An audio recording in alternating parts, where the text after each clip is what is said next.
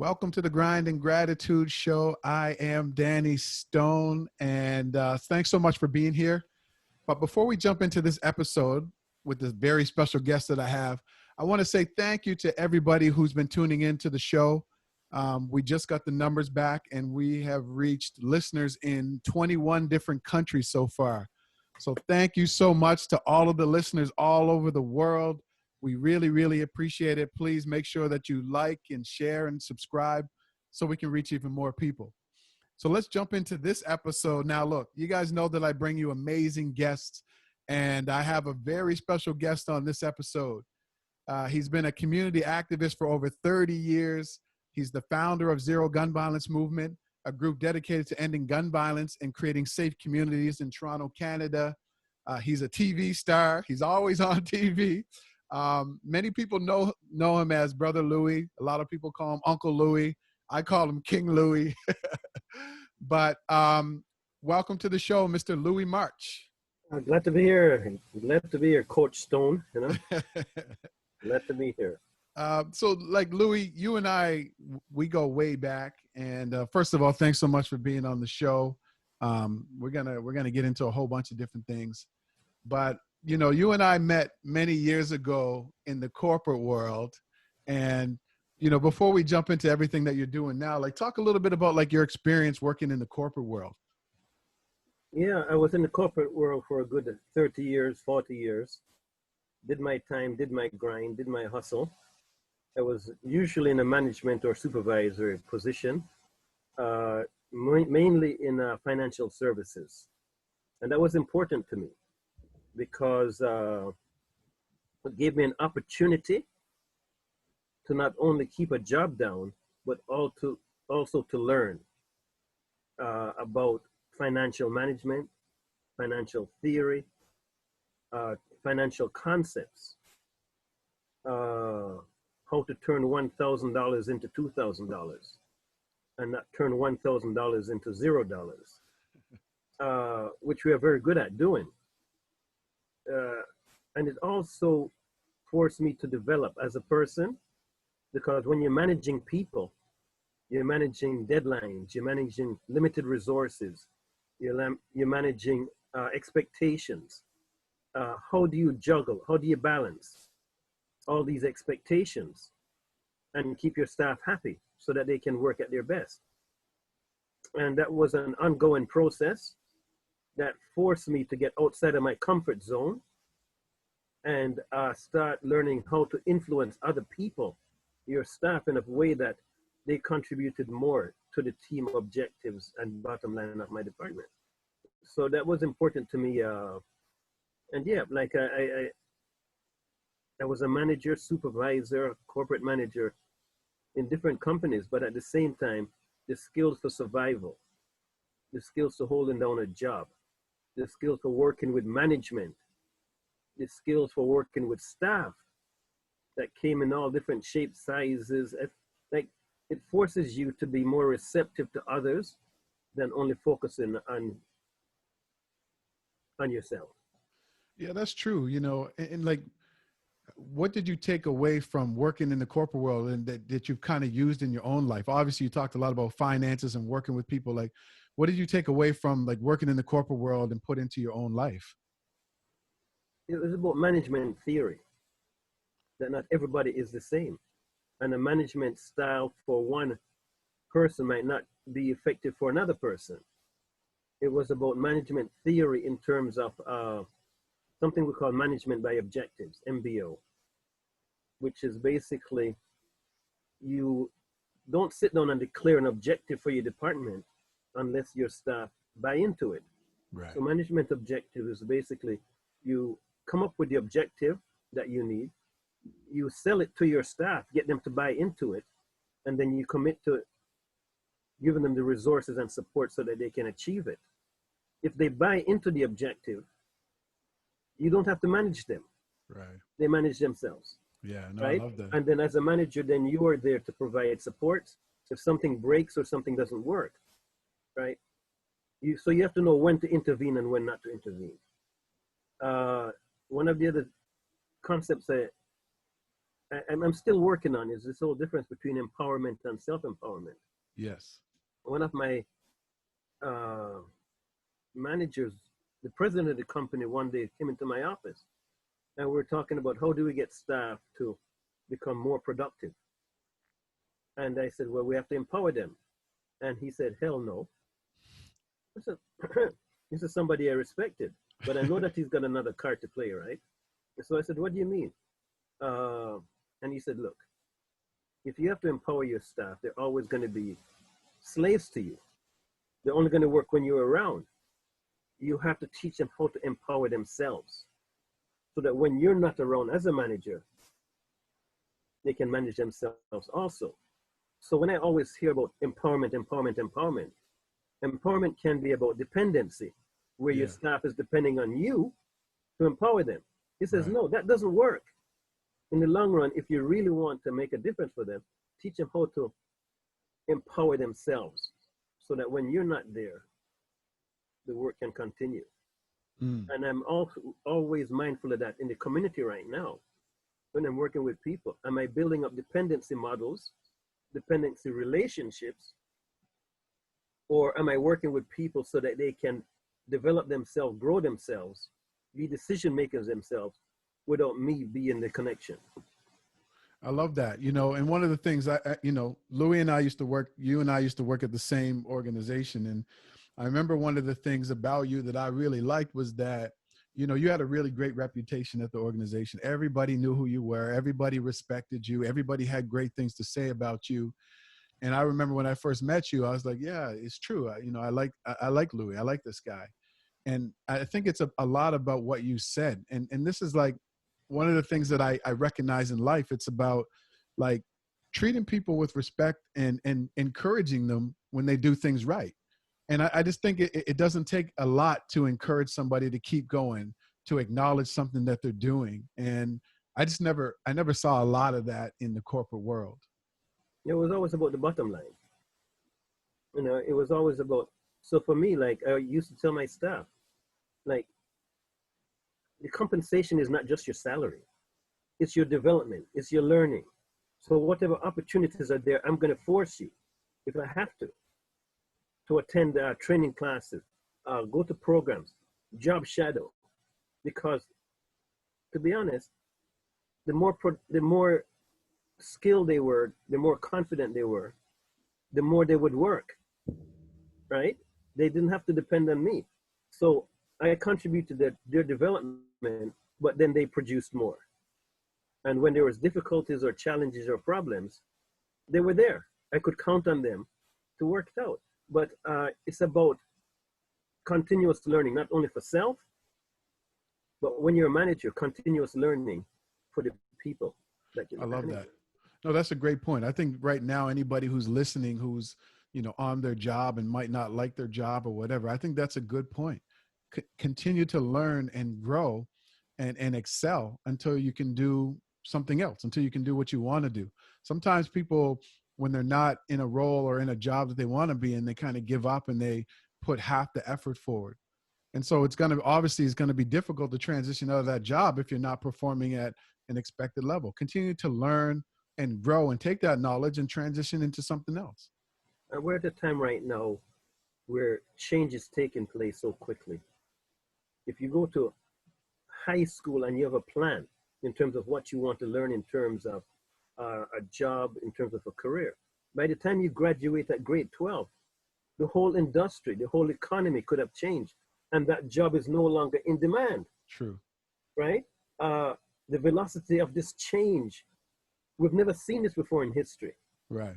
You know, so you better be nimble, you better be quick, and you better be aware of what's changing around you and change with it, or you will be a victim of this change. And we have to be ahead of the curve. It's like your book, a driver versus a passenger.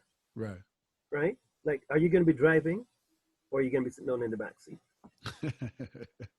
That's true. So Louis, you know, you've been a community activist, you know, for many years. How did you even get into doing this community work? But how did that happen? That's interesting. In the early 70s,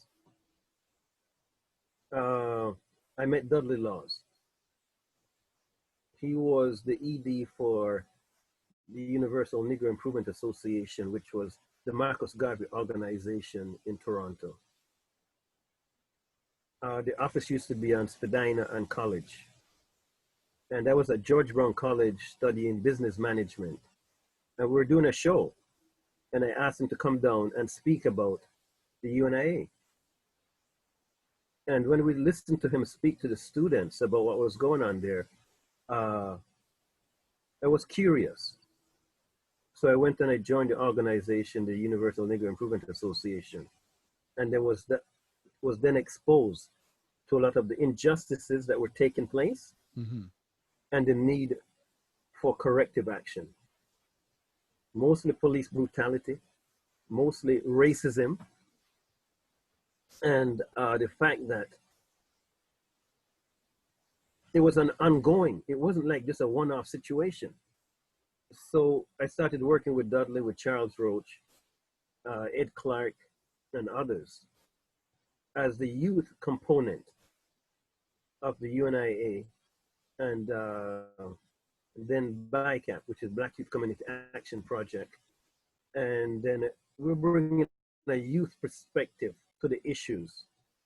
And that's where it all started. And it has been nonstop since then. Wow. So do you see any difference between 30 years ago and now in terms of, racism, police brutality? Like, do you see any differences? Are there any improvements? Are we still where we were? What do you see? That's a good question, because with COVID, I've been sort of in my basement cleaning up stuff, right? Sorting, organizing. And I came up with a newspaper article from 1979, which is 41 years ago. And 41 years ago, we had organized a provincial Black Youth Conference at Skadden Court Community Center, located at Dundas and Bathurst. The community center just opened in 1979, September, and our organization, the Black Youth Community Action Project, had organized a conference that weekend. And there were two issues. And we brought youth from across the province. We brought youth from Ottawa, from Nova Scotia. And we sat down and we had a conference about the issues that were affecting us then. And those two issues was police brutality and racism. 41 years later, we're protesting, we're demonstrating, and what are the issues? Police brutality and anti-Black racism. 41 years later. In fact, in 1979, when we organized that conference, at the same time, the Canadian Civil Liberties Group was organizing a forum at OISE, the Ontario Institute for Studies in Education, part of U of T. And that forum was about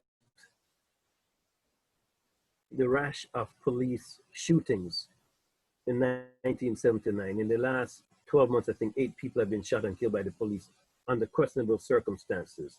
So they had a forum scheduled at OISE at that period of time, right after the conference, our conference. And what happened was the police was invited to that forum to have a discussion. How do we address this issue and how do we move forward? At the last minute, the police brass pulled out of that forum, saying that they did not want to further inflame the anxieties in the community. And secondly, that they thought it was going to be a private forum that the public was not going to be invited to. So they pulled out.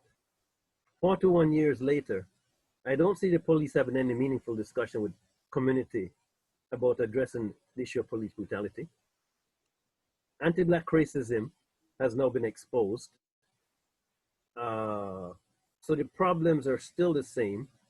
However, the things that have changed, a couple things, in that a lot of the relationships with police are now on film, on video. Not a lot, but we have enough film, video to show police encounters with the Black community. Mhm. and other communities too. If I spoke about anti-black racism 5 years ago, people would say, well, there goes Louis again, talking about stuff, right? You know? Now, when I talk about anti-black racism, at least people are listening. So that has changed. But it's not only black people. Like the pent-up frustration with the policing apparatus in the city is on display on a regular basis now through video Right. footage Right. and lack of transparency, lack of accountability, and so on.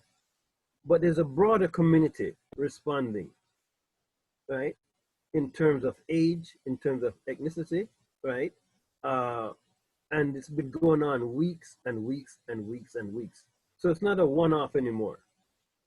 So there's a new public awareness and a public response that we've never seen, that Hmm. I have never seen. Right. So those are the things that have changed. And with COVID, it sort of amplifies some of the discrepancies in social justice issues. And there's a broader response now from the broader community, the broader society that says enough is enough. Yeah. And so, what's the difference, or is there a difference that you see in terms of between Canada and the U.S.? Right? What do you see in terms of, racism and police brutality in Canada versus the U.S.? What are some of the differences and similarities that you see? When we look at the US and we look at Canada, we know that in the US, the racism is blatant, it's upfront, it's overt, it's right in your face. You know that there's a difference between black and white people because they say it. In Canada, it's been more, it's below the table. However, it still is as damaging here as it is in the States. Uh, so that's one of the big differences. So in the States, at least you can confront it and deal with it. Whereas in Canada, as I said, if I spoke about anti-black racism 5 years ago, people would just shut down and say, oh, that doesn't exist. But now with the video evidence and what's happening in the States, people are saying, hold on a second. The same thing happens here, but we've never discussed it. Right. Right? So that is a big difference between the States and Canada in terms of anti-black racism and police brutality. We have no video evidence. But not only that, the broader community now is feeling the brutality. For example, we had the shooting of Samyatin on the Dundas streetcar. And the police said, this is what happened, but the video said, this is what happened. We have a case where we had a police officer in Durham with his knee on a young person's neck, 16-year-old's neck, for 5 minutes. And it's being recorded by his friend. And the friend went on and swears at the police and says, what the F are you doing? You don't need to do that to him. He's not resisting you. We have that on video. And the police kept his knee on his neck, a 16-year-old, right? So we thought it was only in the States, but no, we have it here. However, because we now have the video evidence, now we can stand tall and shout loud because you cannot refute it. So the police story is not the only story anymore. There's the police story and there's the reality. And the video, the fact that everybody has cell phones now that we didn't have 30, 40 years ago, gives us an advantage that we didn't have before. Yeah, and I think that's important to know. Like, a lot of people think that maybe these types of things just started happening. It's just that we never had it video before. These things have been happening for years. And the other thing that people like to say too is that racism doesn't exist in Canada. And so, what would you say to that? Well, our discussions about racism now or police brutality is a discussion about the silent victims and the silent participants. The silent victims are the ones that have been suffering racism and police brutality, but kept quiet about it because they didn't think anybody would listen to them, because nobody listened to them. Right? So they kept quiet, and it became normalized, and they just tolerated it.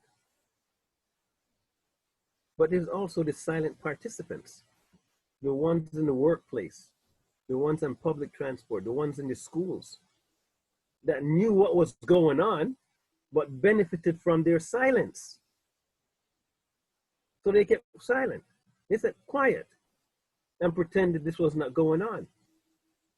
And we have evidence of that in the school system on a regular basis, in the workplace, public transport, employment, housing. What we're seeing right now is a lot of those silent participants are now speaking up and saying, yes, my bad. I've been keeping quiet for so long. Now I'm speaking up. And that's why you see the massive demonstrations. These people that were usually silent participants have now changed. And now they've become allies in this fight against racism per se. So to say that it didn't happen here, we have the evidence now that it's happened. But not only that, the people that have traditionally been silent about it are now speaking up. And this is where we are right now. And I think it's amazing to see young people out there in the streets leading the charge. I think it's amazing to see, white allies and people who are coming to this realization that, there is a white privilege, racism does exist in Canada and around the world. And people are stepping up and they've had enough of it. So let's talk a little bit about one other thing is that sure. We're also seeing corporate Toronto stepping up and saying, what can we do to help? We've also been silent. So not only the individuals, it's the corporations now are stepping up and saying, my bad, I missed it. What can we do now? So that is also fueling the new awareness. Let's call it the new awareness, but not only the new awareness, but the willingness to do something about it. So we're trying now to encourage people that you walk with us today, you vote with us tomorrow. Because I don't want the politicians to say, well, we're going to wait this one out because they can't walk forever. But if they know that we're going to transform or translate the walking, we're going to translate the boots into votes. That's our intent now. Right? To further force the political elites to make the change. And having corporate Toronto on our side makes a huge difference also. That's a great point. I mean, what governments understand is money, and when big companies start to get on board with things, the government has to get on board because, whether it's whatever big organization or big bank or big tech company, then the government knows that they have to do something. So that's a good point. So let's talk a little bit about zero gun violence movement. Talk a little bit about when you started it, why you started Zero Gun Violence Movement. Let people know what it is. Just talk a little bit about the movement. Now, before we jump in, I've been working with Zero Gun Violence Movement for about 6 years. And, I just want you to talk a little bit about how you got started, how long it's been around, and what you do. Let people know. This is going to tie back into something I said earlier on about MBO, Management by Objectives. But my department got outsourced to India just after the Danzig shooting, the Eden Center shooting. So I got a severance package, and of course I went back to school to finish off a degree program in public administration and governance. But then I was fighting initially about police brutality, but the violence now that was taking place was against each other. So I called a community meeting with some organizations, and I said, what is going on? This is not what our fight was about. So we all spoke, we had an honest discussion, and I'm saying, look, we need to do something about it. We can't be on the sidelines now. So I came up with Management by Objectives. What is our real objective here? And I said, zero gun violence. And everybody laughed, chuckled, and said, what are you talking about? Don't you read the newspaper? Don't you see what's going on? how can we have zero gun violence? And then, I took a step backward and said, look, we already have zero gun violence in the city of Toronto. And that's when they really started getting angry with me, right? And I said, look, you look in Rosedale and you look in Rexdale. In Rosedale, there's no gun violence. In Rexdale, there is. You look in Hyde Park, there's no violence. But you look in Regent Park, there's violence. So don't tell me that's impossible. So I got them to buy into this whole concept of zero gun violence as our objective. Remember, I got to get them to buy in. That's right. And then once I get the buy in, then I can work from that. So we got them to buy in. We launched in 2013. It was June the 23rd, the first day of summer. And it was supposed to be a 90-day summer campaign. Because we figured in the summer it gets hot. And I'm not talking about the weather, right? Gun violence. Yes. So we launched it at a place called Redemption Reintegration Services in Scarborough. The day we launched it, there were 2 shootings in that neighborhood. And CDC phoned and said, Louis, you just launched Zero Gun Violence Movement and there's gun violence the same day. And I said, well, that's why we need to do this work. So we started with 7 organizations at the launch. And as I said, it was supposed to be a 90-day summer campaign. But come day 91, we realized that we couldn't drop it because more people were interested. And it would be almost criminal for us to drop it. So day 91 came, then year 1 came, year 2, and we just kept going. We have over 40 different organizations, agencies, programs across the city that we work with in some way, shape, or form. We have volunteers like yourself that bring individual experience, commitment, conviction to our initiative. And it's not really an organization per se. We consider it a movement similar to the civil rights movement in the United States of America, because we don't have a head office. We don't have a president. We have a founder, yes, myself. We have executive advisors like yourself. And then we have the organizations that we work with. And none of us get paid for the work that we do, because most of us have full-time gigs somewhere else except me. The organizations do their work, but where there's an opportunity to work with Zero Gun Violence Movement, they work with us. The people that we engage is something that is different.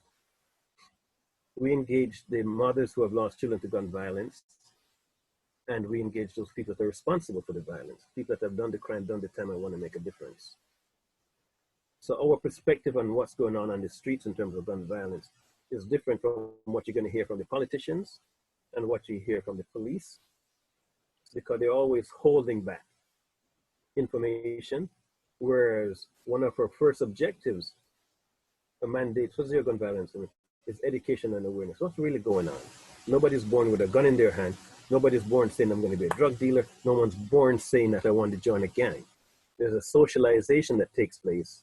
Understand that socialization so that they have legitimate options beside gang and gun violence. So it's education and awareness, and the more information we have about it, the better chance we have of dealing with it. So what we were finding with Zero Gun Violence Movement is that the politicians and the police were not telling the full truth. And because of that, their solutions was never going to have the impact that were intended. So this is where Zero Gun Violence comes in. And plus we engage a lot of people. For example, people with criminal records that nobody wants to work with will work with us. And they become part of the solution versus continuing to be the problem. So that's how we operate. And we work across the city. We work independently. We're like a facilitator. We bring organizations together. We support events. We don't do programming per se, but we will support an organization that's doing programming. So we don't have the financial needs and requirements that organizations would have. We don't have a head office. If you're going to meet with Zero Gun Violence Movement, it's going to be the local Tim Hortons, community center, subway station, park. That's where we work. but that allows us to go across the city without saying, well, come to us. We go to the areas. No, I love that, Louis. And what would you say to people, because people would be thinking, you know, you work with criminals, you work with people who've been incarcerated and who are out or who have criminal records. Like, what would you say to people when they say that? The important thing is that dealing with the issue of gun violence, to me, is like a jigsaw puzzle. And there's 10 pieces to this jigsaw puzzle. There's no one piece that is going to solve this puzzle.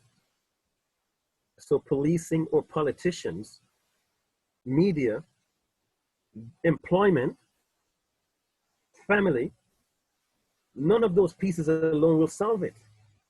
So when we put all the pieces on the table, then we have a chance. And if you are not willing to listen to those people that have grown up in that lifestyle, in terms of finding a solution, then I question your motivations. So for us, working with this population gives us insights, but it also gives opportunity to those people that want to turn their life around. We're working with people that have 1 foot still in and 1 foot out. And they want to get out, but the opportunities are not there for them. So we have to keep them engaged by some time until things work out. Because society does not give these young people a chance, a meaningful chance, but also without being so judgmental. So for us, we create that space where they feel that they can contribute, not be judged, but also value their contribution. That's why we work with this population. Yeah, and I think that's great. You know, I grew up in that type of environment. You know, I grew up around a lot of drugs and crime and violence. And you know, I understand how people can get caught up. You don't have to be a bad person to end up going the wrong way. And, you know, I started down that path and was able to turn my life around because of I had great mentors and people who saw something in me, but not everybody has that. And one of the things I think we have to understand is, why is it that we can understand that if you grew up in a nice neighborhood in a middle class or upper class family, that you will most likely have some type of lifestyle and some type of path in your life, but because you're a product of the environment that you grow up in the thinking that you have. But we don't understand that about young people who grow up in these types of communities. Why don't we understand that they grow up around a lot of crime and violence, and there's no hope, there's no opportunities, there's no mentors, there's no leadership. So how come we can't understand how it's not easier, but how people end up going down that route? I don't understand why we can't understand that. It's really criminal. A person that had been in jail 4 times, out 4 times, wanted to change his life. He was convinced that he didn't want to go back a 5th time. And he was working with Zero Gun Violence movement. And he struggled trying to stay out because everywhere he went, the door would close because of his history. And one day he said something to me. He said, "Louis, I've done some bad things. I've affected many people's lives in a negative way by selling drugs or whatever. But now I'm trying to make good. But there's so much barriers and so many obstacles. Now I'm beginning to wonder, who are the real criminals? Who are the real criminals?" Right? And that's when it shook me as to when people want to do good, how difficult we make it for them. Because the lifestyle that they grew up in, the neighborhood that they grew up in, this was the only ticket for them to get out of that neighborhood or to survive. And instead of throwing supports and resources into these neighborhoods to change them, we've sat down on the outside waiting for them to make their mistake, and then we throw the book at them. And that's scary. Like, you know what you went through in Nova Scotia, how difficult it was for you to get out. But now you've gotten out and you've turned your life around and you're making a difference for so many. A lot of these young men want to do that. I agree. But we make it difficult for them. I think you make a great point there, and so like, what do you see in terms of like young men that they want to make a difference, they want to get out there? What is it? Is it the lack of male role models? Is it the lack of opportunities? Like, what do you think are like some of the challenges that a lot of these young men face that are maybe on the cusp of Hmm. going, down this sort of really criminal path, or going the opposite way? What do you see as some of the main factors in that? That's an excellent question.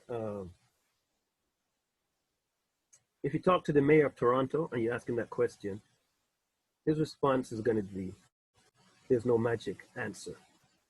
We're not looking for magic answers, Mr. Mayor. We're looking for political leadership. He says he's deeply concerned. Everybody is deeply concerned. Tell me something different. So for me, when I look at gun violence is a symptom of a lot of things that went wrong. It's like in school, you get a report card at the end of your term. And in that report card, it tells you how you did in all these subjects. So you did 6 subjects. And it says, well, in geography, you did this. In math, you did this. In English, you did this. Right? In science, you did this.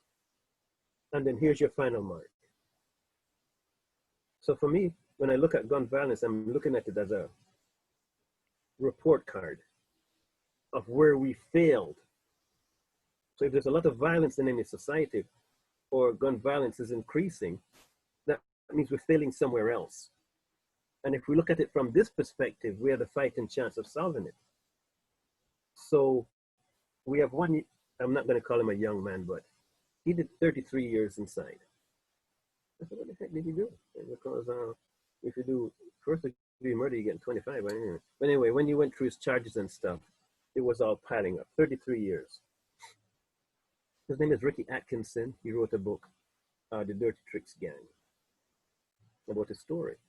So one day we were on a panel talking, and asked him, I said, Ricky, was there a time in your life where it didn't have to go this way? Clearly you're a leader. Was there a time in your life where it could have gone the other way, in a more positive direction? And before I could even get the sentence and question out of my mouth, he had an answer prepared for me. And he said, yes.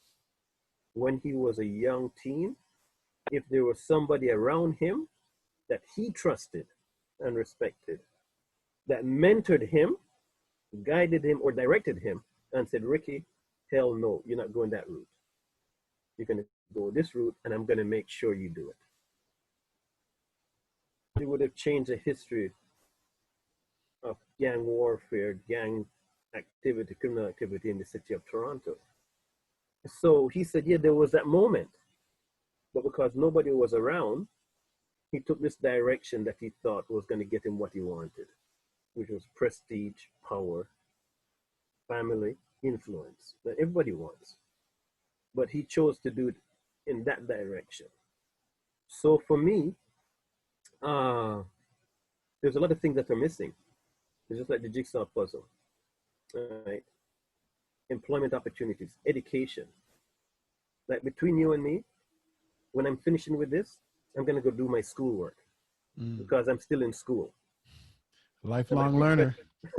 And my professor has made it clear that, we have to do our schoolwork, right? So education for me is ongoing. A lot of these kids in school, and this has been one of our major beefs, is we're giving them a diploma at grade 8 saying that they can read and write and they can go to high school, but in fact, they cannot. Why would you give somebody a diploma at grade 8 saying that you've graduated when in fact you have difficulty reading and writing? How are you going to hold on a job? How are you going to win a job in a job interview? Where are you going to get your confidence about? So you go into high school, a lot of these kids have no interest because they know that they cannot compete in class. So they go somewhere else where they can compete. And when we speak to the gang people, and we ask them, well, I asked one of them the other day, I said, how do you recruit people for your gangs? He says, well, We know how to identify those that are struggling at home, struggling at school. And we take them under our wing and we give them a little smalls here, a smalls there. The next thing we say, you know, can you drop this off for me? Can you pick this up? And all of a sudden, there's a family feeling. And I'm saying to myself, we've got a problem here. If you can do that with your limited resources, why is it that a society cannot identify this population that is struggling and provide them, like, outbid you in terms of resources and supports? So we have this problem that we set this up, we set up these people to fail, and when they fail, we act surprised. But with each one of these people that are involved in this type of activity, there were intervention points, and I go back to Ricky Atkinson. And we're missing these intervention points consistently.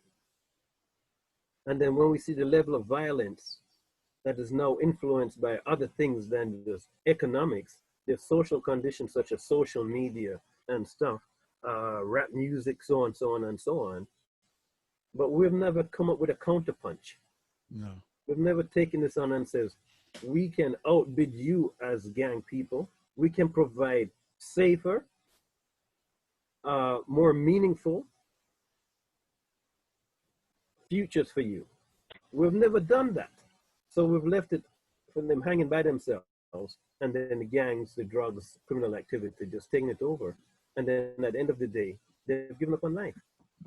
I think you make two good points. Like Louis, you and I have had this conversation many times. And, you know, the first thing is, I think the average incarcerated person has a grade 6 or a grade 8 education. So right there, you know, if you can make it to grade 9 or grade 10, you know, you stand a chance. And if you're actually, if you actually grade and you're learning, not just being pushed through, then you have a greater chance to not be incarcerated. And the other thing that we talked about is this, is that one of the worst things that you can say to a drug dealer who's trying to recruit you when they ask you where you're going is, I don't know, right? You need to be going somewhere. You need to be, whether it's going to play a sport, you're going to an after school program, you're going to school, you're volunteering in your community. When you have nothing to do, a drug dealer will give you something to do. Exactly. And I think what happens is a lot of young people who end up in gang life or end up in criminal activity, they can't see past tomorrow. They have no goals, no hopes, no dreams. They've lost all of that. And they just wake up every day trying to survive. And those are the ideal people for gang leaders to recruit, because they have no hopes, no dreams, no guidance. They feel lost and left out. And then that's when the gang leaders snatch you up. Do you agree with that? That's exactly what's going on. But Danny, you're not a rocket scientist, neither am I. You're not a brain surgeon, neither am I. But if you can see this, are you telling me that the political leaders that we've entrusted to take leadership roles in making society safe and fair for all and not only for some, you don't mean that they can't see it? Right? So we got a major problem. A young person, 15-year-old, says to me that he fears living more than he fears dying. Wow. And I said, what are you talking about? You're still in diapers. You know nothing about living. And his response was, what the fuck do you know about what I have to go through on a daily basis just to survive? And that's when I have to take a step back and saying, how did he get to that point at 15 years old where he's willing to throw his life away? He has no goals, no aspirations. If I talk to them about an RRSP, they think it's a new drug or a new gun. If I talk to them about the pursuit of excellence, they think it's a video game. And so these are the challenges that we have. They've given up on life, no goals, nobody to help them set a goal, nobody there to support them when things get difficult, right? And the only people that respond to them is gang life, the gang culture, where they can come in. 80% of the people in the provincial jail system, 80% do not have a proper grade 8 education. 8 out of 10. don't have a proper grade 8. And we've known that for the last 20 years, and we've not changed, right? So when these people go into this lifestyle, why do we act surprised? Why don't we ask the education system or demand from the education system to do the job that we pay so much money for them to do? You cannot be pushing these kids through school, through grade 8, giving them a diploma and saying, go and fend for yourself. No, that is not the objective, right? And then when they fall into the lifestyle of gang activity and stuff, yes, there also has to be initiative by the person. There has to be ownership by the person. But we have to encourage that. We have to be there. Either mentorship programs, right? We have to provide alternatives. So when the gang people say, this is what we can offer you, we're supposed to say, well, we can offer you this plus. Because we have more resources and we've not done it. So we keep Louis, saying we're going to... Sorry, Go ahead. where does all this passion come from to be doing this work with young people? Like, where do you get where does the passion come from? Because you've dedicated the last 7 years of your life, and I mean, you're out here. Everybody knows. Yeah, I've seen you, zigzag throughout the city. A meeting in the West End, and then an hour later, you're in the East End. And I've seen you go to 4 or 5 different events or meetings in the same day. Where does all this passion come from? You know what? I'm driven because I know that we can make a difference for these people. I'm not willing to write them off in any way, shape, or form. I got a phone call a couple months back, just before COVID, from a young man. And he said, I remember you from 5 years ago when you spoke to me about something. And I'm in a difficult situation now and I need help. And you're one of the people that I trust. So he told me his story, right? And the difficulty he was going through right now. But he said at the end of the discussion that he now wants to turn his life around and help others. That's amazing. That's what drives me. Because I'm not giving up on these young people. And all we have to do is be there for them, provide them with some support, some encouragement. And the light bulb might not go on right then and there, but we don't have any lives to waste in our community. So my passion comes from the fact that people like Malcolm X, people like Bob Marley, people like Tupac, these people dedicated their life to improving other people's lives, upliftment. And I'm saying, if they can do it, why can't I? Because I see the difference that we can make. Danny, you've traveled with us. Like, you've been to York University, U of T, you've been to community centers, you've been to everywhere with us. You see that people need help, but the people that we have out there helping them are not the right people. Yeah. So we've got to get into these spaces. We have something we call the 4 R's with Zero Gun Violence movement in terms of a solution to this problem. We have to learn how to deliver the right resources to the right people at the right time and in the right place. So this is a program evaluation tool. Are you able to do that? And most of the service providers out there, the organizations, cannot say yes to those 4 things. Well, we're delivering the right program, but is it the right people? No. The right time? No. The right place? No. And then we expect things to change. And the government keeps funding these programs. Like we tried to start a mentorship program for young people. The program was supposed to start at 5:30 or 6 o'clock. Went to the community, it was closed. I remember that. So we have all these failures in terms of providing service and support. And then we wonder why these young people turn their back and go to another place where they can get what they're looking for. However, it means throwing their life away. Yeah. And that's where my passion comes from. The fact that I'm not going to throw these kids away. I'm not going to throw the towel in, and I'm not going to quit on them. because over a period of time, a lot of them have come back and said, I remember you from that. I remember your organization working with us. I remember this and that. So what we're trying to do is just buy some time until they can figure it out. And I'm figure I have to lead by example, because all the people that work with me, I expect the same passion and commitment and investment, right? So I can't falter. I cannot give up on this. I can't turn my back now. And the more we get into it, the more I realize how it's important for us to have this alternative for them. No, I think that's interesting. And okay, so this is an interesting point. So your wife Wendy, how long have you been married for? Uh, 34 years. 34 years. So what is that, man? That's amazing. Congratulations. So what does Wendy think about all the work that you're doing? She thinks I should go back to the corporate world. But, before we got married, the marriage was 7 years in the making, because either I was not sure or she was not sure. Right. It took us some time to get on the same page.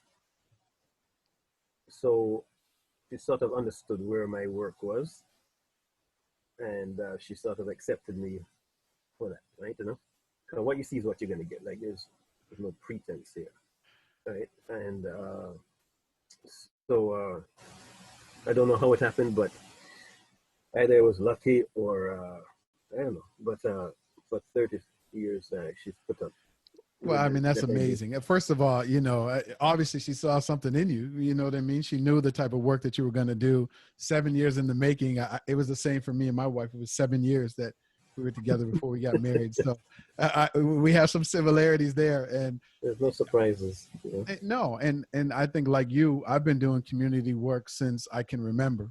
And, I think one of the things that a lot of people knew about me was that I was passionate about trying to help my community in any way that I could. And that's why I got involved with Zero Gun Violence Movement. I had been involved with other organizations, and I saw the leadership. It just wasn't, it wasn't for the people. And, years later, when I had left the organization that we were working at and you left, and I found out you were doing this work, I came to you right away because I knew the type of person you were. And I knew that, you were really passionate about what you did and you really cared. And that's why I got involved with Zero Gun Violence Movement, because of you and because of the work that you were doing.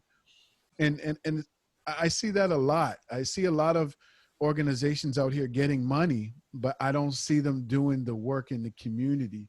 What would you say to some of these community leaders or these organizations that get this money? What would you say to them? Oh boy. Can't you ask me some easy questions? Look, you can be open and honest, right? I think it's important because people are going to hear this all over the place. And this isn't just happening in Canada. It's just not happening in America. It's happening all over the world. And I think this is a message for community leaders and for governments right now to really be for the people. And so what message would you give these organizations and these leaders? The message has to be loud and clear. Politicians do things for political motivations. Police do things for their own motivations. Organizations, service providers, they do things for their own motivations. And what we're currently doing is not working. So we've got to take a step back and say, look, we need to reimagine what the solution is going to look like. The Zero Gun Violence Movement does not take government funding. If you want to make a donation, you can make a donation. But the most important thing to us is like the work that you do, Dan. Like you bring your expertise and your skills. Like I'm a very angry man, and I don't mind because that fuels my work. But you help provide a balance. Like you check me here, you check me there. I got other people that say, Louis, maybe you should say that differently or something, right? But you bring your skill set to the table, and it helps. My wife brings a certain skill set to the table that helps provide that balance. Because if you just left me by myself, it's like a runaway freight train going downhill, right? And that's why We have to find balance. The organizations, you need funding, but also have an impact on the population that you say you are. We have something we call it the funding Olympics, which is when the funders come out with money, they know who they're going to give the gold, the silver, and the bronze medal to. And then all the other organizations have to fight amongst themselves to get the leftovers. But in doing that, they have to undermine each other, right? And they have to go against each other so that they can get their piece of the pie. That type of servicing funding model is not working, because one thing that we keep saying is that communities are not underserved, they're poorly served. We've got programs every corner of the neighborhood, but how much of them are doing the work that they say they're going to do? So we have to have checks and balances. So the 4 R's is one of them. Are you delivering the right resources to the right people at the right time in the right place? And if you honestly can say yes, I know you're going to have an impact. And in terms of funding, stop depending on the government. The government will give you money when it's politically right for them to do it. But when it's not politically right for them to do it, they're not going to do it. So we have to learn to realize that community safety, the first word in community is community. It has to come from community, not from government and not from the police. By the time they get involved, it's too late, right? So how do we build up that empowerment? I go back to what we said before. Self-empowerment, the community has to build itself up. We have to have people coming in and mentoring and helping and supporting, right? It's not about always trying to exit the communities. What am I giving back? Where can I make a difference? And it doesn't have to be for glamour and glory. These kids need help. And we need to get to them very early, because the longer it takes us to get to them, the more difficult it will be to get them out of this lifestyle that they choose. So my message to the organizations is, let's find ways to work together. Let's collaborate. Let's partner. We work with over 40 different organizations, programs, agencies across the city. I don't have to agree with everything you do. But if there's an activity or an event or an initiative where we can add value, we will, right? So learn to work with each other, partner, collaborate in a meaningful way. Because a young person might have 5 different issues that need to be dealt with. You might be able to resolve one of them, but if the other 4 are not dealt with, it's easy for that person to go back to where they were before. That means it nullifies the work that you're doing. So for me, we have to find other ways to build partnerships out of financial partnerships. It's about objective partnerships. It's about utilizing human resources. Because one organization might have a person that's very skilled at this, and you don't. But working with them, you may be able to leverage off. So we've got to find ways to share resources, work together better, and stop these dependency models on government funding. I agree. I agree. So Louis, let me ask you this. What are some things that you've learned about yourself in doing like this community work over the last 30 years? What are some things that you've learned about yourself from doing this important work? My takeaways are, every time I figured it out, I realize I haven't figured out anything, right? So when I come into a meeting, I come with 2 ears and 1 mouth, because I want to hear what's going on. I've also learned that I have to invest in myself from a health point of view, a wellness point of view, and stop thinking that I'm invincible. I'm not invincible, right? So I have to be mindful that this is not a sprint, that this is a marathon, and I've got to pace myself. Yeah. And I can do that because I've got good people around me that are not reluctant to tell me that I'm doing something wrong or I should slow down, right? And I'm willing to listen to them. So I see myself as one piece of the puzzle, but not the puzzle. That's one of my takeaways. And my effectiveness, or zero gun violence movement effectiveness, is based on our ability to work with others, not only when the time is good, but also when the time is bad. Mm. No, that's good. I like that. You know, we often talk a lot about, you know, planting seeds. Like we're almost like farmers. We go into different communities and wherever we are, and we try to just plant little seeds and hope that those seeds will grow. And I think for me, you know, a lot of those seeds were planted in my childhood from my grandmother. You know, my grandmother was from Jamaica, and her and my grandfather came to Canada in the '60s. And you know, my mom was 16 or 17 when she came to Canada, and I just remember those, like those little childhood memories that I didn't even realize until 20 years later. Like I remember going out into my grandparents' backyard and picking food and coming back and cooking things up with my grandmother. And I remember they owned a duplex and they rented out half of it and lived in the other side. But all of that stuff never registered to me until much later, because I grew up in low income housing and home ownership was never on my mind until much later. And I thought, wait a minute, my grandparents were landlords when I was a child. But you know, when you're growing up, you just never really realize that. So what was your childhood like? What was it like for you growing up? What memories do you have? What seeds were planted back then for you? It was about taking ownership of my life. I remember before I was 16 years old, I'd run away from my mother's house. First of all, where'd you grow up? Grew up in Jamaican Spanish Town. I was in England, but most of my life has been in Toronto. So at 16, I was frustrated with life and decided that I was going to go and venture out by myself. But I was not prepared. I had no goal, no objective, no resources, no means to survive. By the time that day had done, or the next day, I was returning home and was waiting for this big party, you know, like lose back. It didn't happen, you know. So I said, next time I leave, I'm going to have a plan. I'm going to take responsibility. I'm going to go to school. I'm going to get good marks now. I'm going to do the right thing, get myself a job, stuff like that, right? I took ownership of how my life would unfold, good, bad, or ugly. I started engaging positive, surrounding myself with positive people that would deliver positive messages and supports.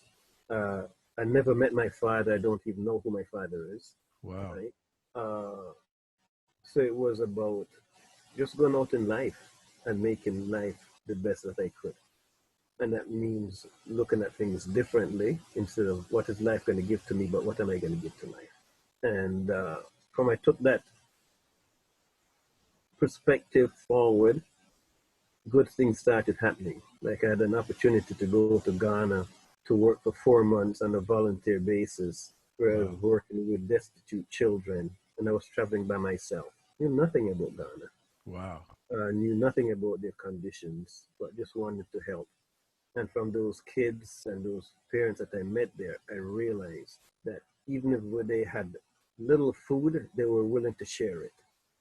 They didn't have much to celebrate. It was about survival, but they could still walk around the village with a smile on their face. Wow. So a lot of the things that I took for granted here in Toronto, when I came back after my 4 months stint in Ghana, I realized that I better start valuing and appreciating the small things, the small successes, appreciate them and be thankful and just keep building. Because there's a lot more people around that are in worse conditions than you, and they can still smile and they can still feel good about life. So stop taking life for granted. Start investing in life. And then from I started doing that, there were a lot of positive things started happening, and that became encouragement and motivation to continue doing it. So that's one of the things that was meaningful for me. Wow. I mean, that's awesome. I mean, you know, what was that experience like working in Ghana? This that was multi-layered. There was one day where I threw out my Colgate toothpaste box. I threw it in the garbage, thinking it was a throwaway. But that day in the village, at lunchtime, I saw the kids running around in the village as though a party was going on.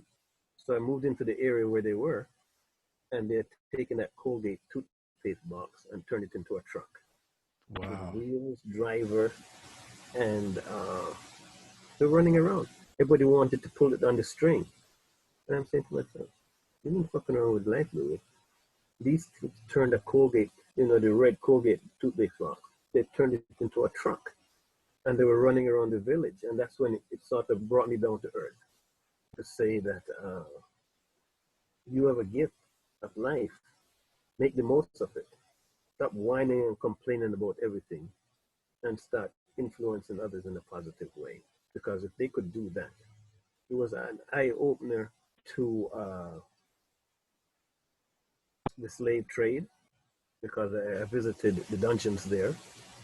I saw the brutality of it, but at the same time, I saw the richness of the people.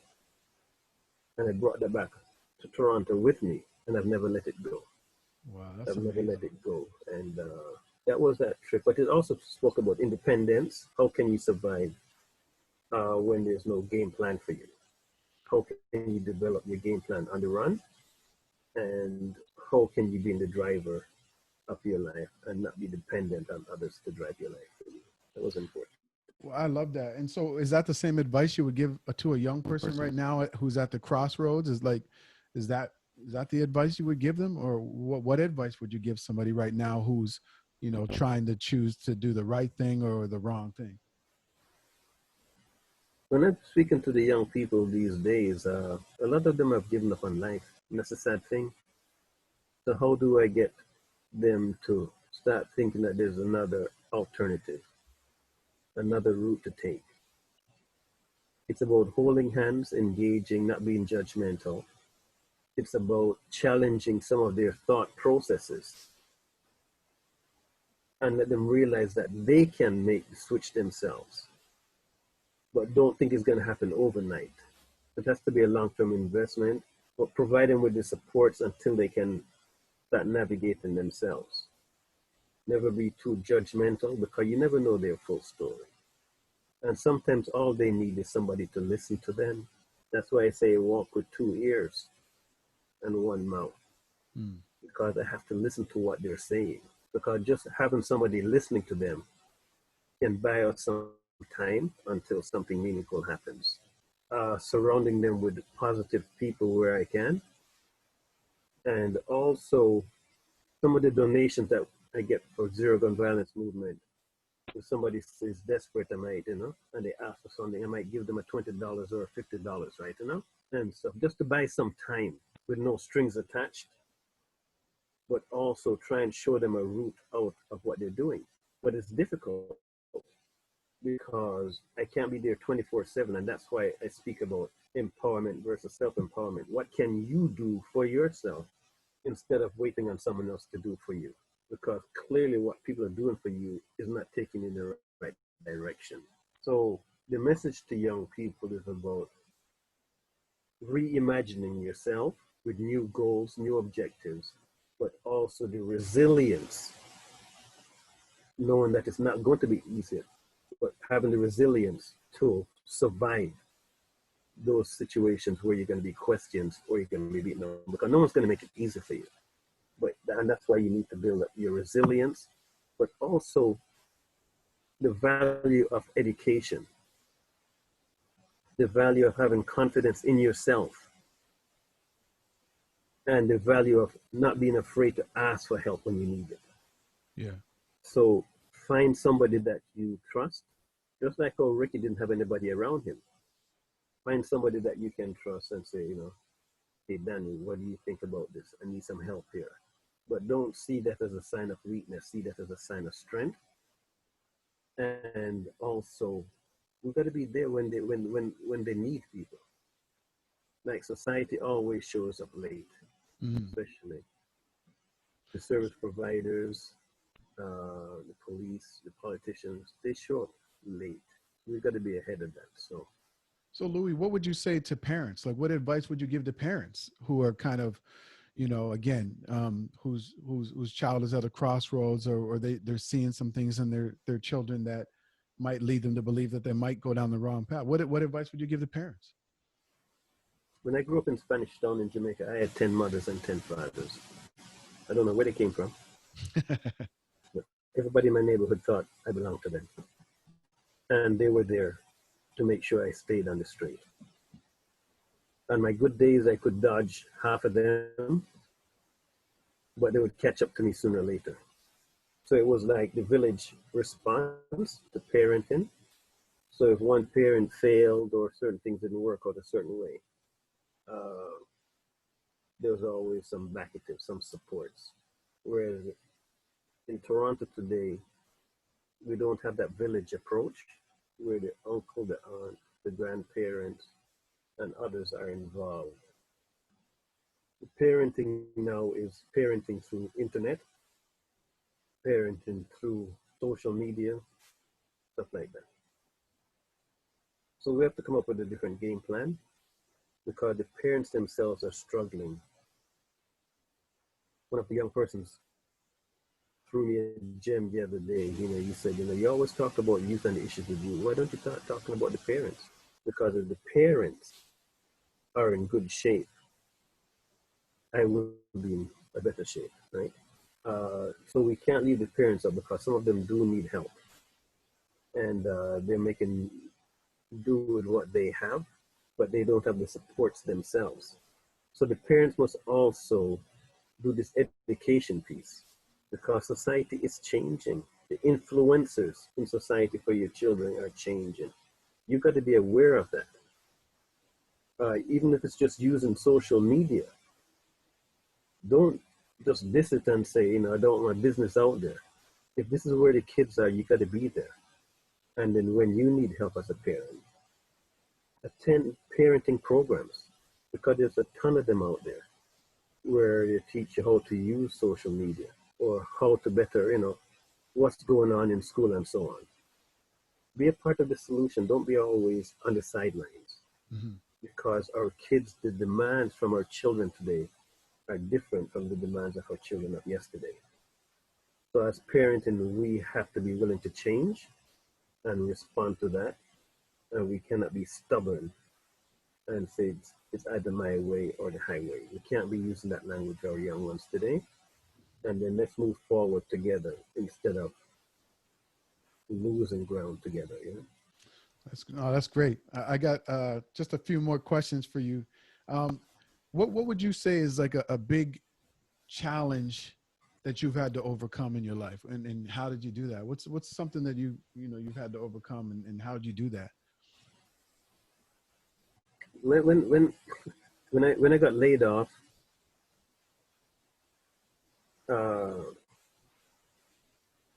I didn't feel defeated. I saw it as an opportunity. So for me, don't be afraid of adversity because out of adversity comes success. But you've got to learn to turn adversity into success. Yeah. And that's one of the things. So when somebody says you can't do this or it's impossible. So when we talk about zero gun violence, don't tell me it's impossible when I know that we have the template right in front of us. So it's about confidence that you can be the driver to success and not the victim of failure. Knowing the difference. So for me, it's when there's an obstacle, not giving in, but just elevating my game to see how can I navigate through it? How can I overcome? And not sit down and let external forces or situations dictate where I'm going to go. All right. So I'm emboldened and encouraged by the fact that I get small victories, even though like it's very discouraging at times. The stories of the young people that are in a better situation because of the work with zero gun violence movement or the messaging that we have delivered across the city. That inspires, and it's also about expectations. Not expecting success immediately, not biding my time until it comes, but having the confidence that if you continue on this lane, it will ultimately come. So those are the type of things that I like that. I take with that. So just a couple more questions. What's something that you've are most proud of in your life? It can be anything. It can be with the work that you're doing. It can be anything. Well, like what's something that you're really proud of, something that you've accomplished or something that's happened or something you've been a part of? Yeah, you know what? I think my stay in Ghana for the 4 months, I'm very proud of that because I went there not knowing what I was getting into. Uh, but I left there being a better person because of interacting with destitute children who were teaching me how to live a life. You know, think to myself, Wow. holy shit. I came there to teach you how to live your life, but you're teaching me how to live mine, Wow. right? Not by word, but through actions. So I'm very happy about that. I'm also proud of the fact that I went skydiving one day and I landed safely on the ground. You went skydiving? Even though Wendy was concerned that I wouldn't do this right, but I did fall incorrectly, and within 2 hours of falling, my knees started seizing up, Wow. and I had to get my way home and pretend as though nothing was wrong.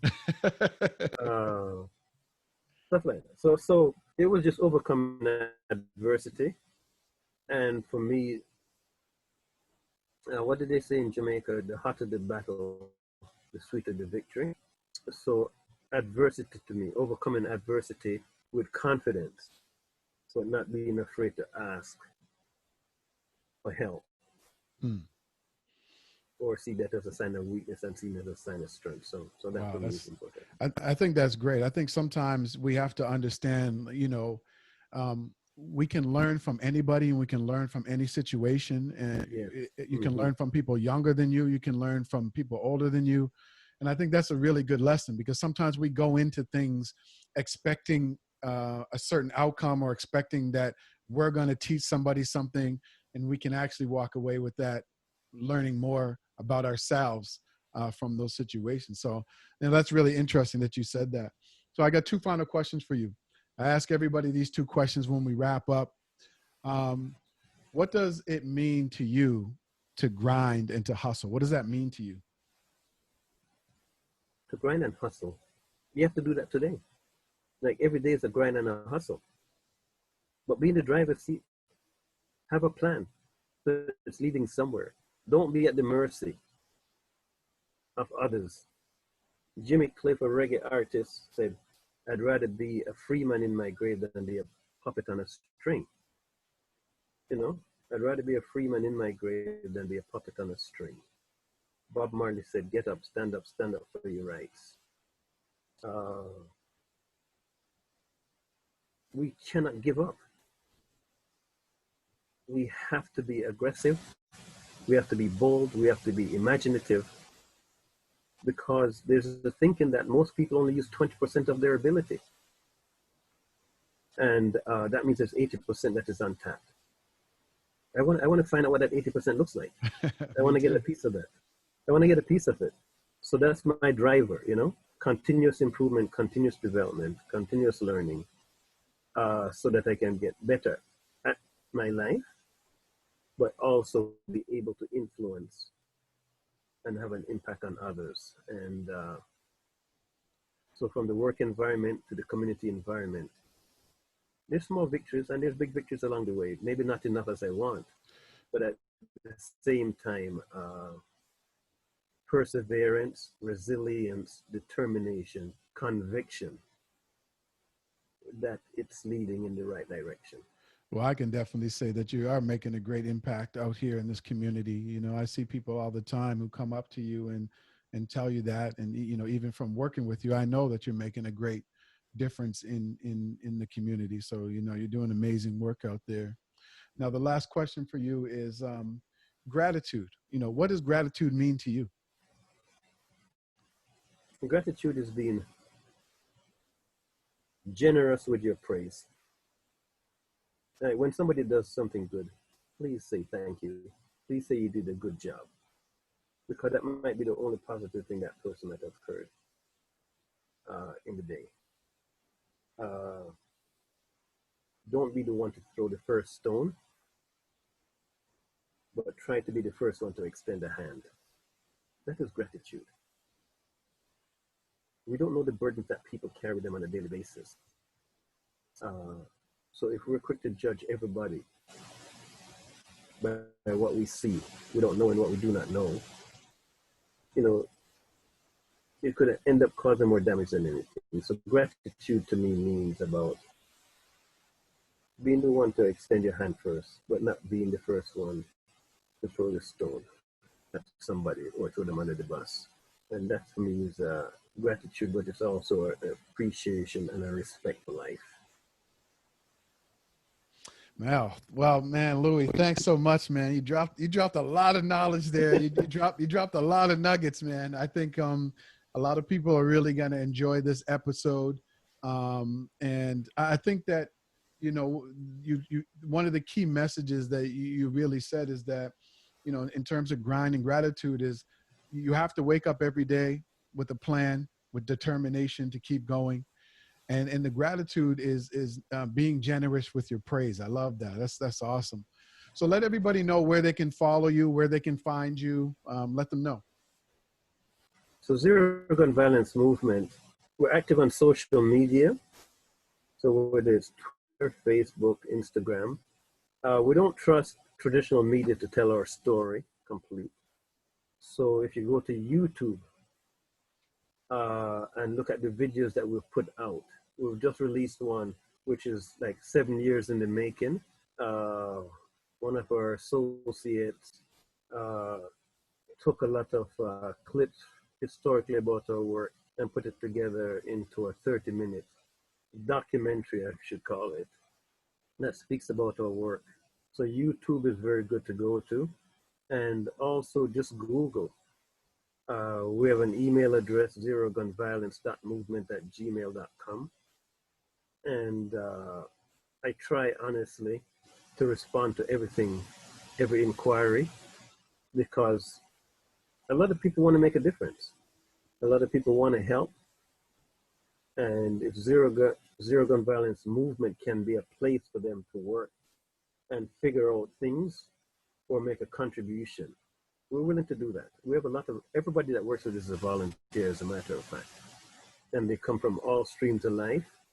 And the best way to reach us is through email and at the phone number, if you got a pen, 416-577-3908. And that's a direct line. You know, you're going to actually speak to me. And depending on, you know, any intersection points, we'll figure it out. As I said, everybody that works for us are volunteers that believe that zero gun violence is a viable objective, realizing that it's not going to be easy. It will be difficult, but we need to start working for it today and not stop waiting until it happens by chance. You know, it's got to be part of a bigger plan. And that's where Zero Gun Violence Movement comes in. Well, thanks so much, Louis. I really appreciate you being on the show. You know, thank you for taking the time to come on. You know, appreciate all of the work that you're doing. And I'm very grateful and thankful to be a part of the Zero Gun Violence Movement team. So that's it for this episode of the Grind and Gratitude Show. I will see you guys in the next episode. Take care.